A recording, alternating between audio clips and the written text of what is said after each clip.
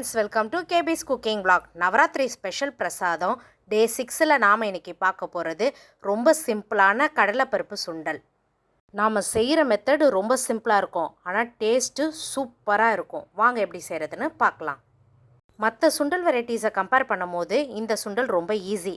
ஏன்னா இது 1 to 2 hours கடலைப்பருப்பை ஊற வச்சாலே போதும்.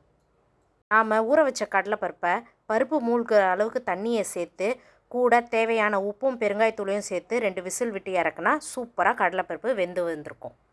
நாம் இந்த சுண்டல் வெரைட்டியை நவராத்திரியில் மட்டும் இல்லைங்க, ரெகுலராக வீக்லி ஒன்ஸு செஞ்சு சாப்பிடலாம். இப்போ வேக வச்ச கடலைப்பருப்பை தாளிச்சிடலாம். அதுக்கு ஒரு கடாயை வச்சு எண்ணெயை ஊற்றி சூடானதும் கடுகு, 1 ஸ்பூன் உளுத்தம்பருப்பு, 1 ஸ்பூன் கடலைப்பருப்பு, கொஞ்சோண்டு பெருங்காயத்தூள் எல்லாத்தையும் சேர்த்து நல்லா கோல்டன் ப்ரௌன் ஆகிறதுக்கு ரோஸ்ட் பண்ணிவிட்டு வேக வச்ச கடலைப்பருப்பை சேர்த்து மிக்ஸ் பண்ணிடலாம். நான் இந்த சுண்டலில் பச்சை மிளகாய் ஆட் பண்ணுறதால காஞ்ச மிளகாய் ஆட் பண்ணலை. உங்களுக்கு வேணும்னா நீங்கள் காஞ்ச மிளகாவும் ஆட் பண்ணிக்கலாம். இப்போது எக்ஸ்ட்ரா டேஸ்ட்டுக்காக கருவேப்பிலை, பச்சை மிளகாய், கேரட், தேங்காய் துருவல் எல்லாத்தையும் சேர்த்து 2 நிமிஷம் நல்லா கிளறலாம். தேங்காயை நான் இன்றைக்கி கிரேட்டரில் துருவி போட்டிருக்கேன். அது பார்க்க ரொம்ப அழகாக இருக்கும். நீங்களும் இந்த மெத்தடை ட்ரை பண்ணுங்கள்.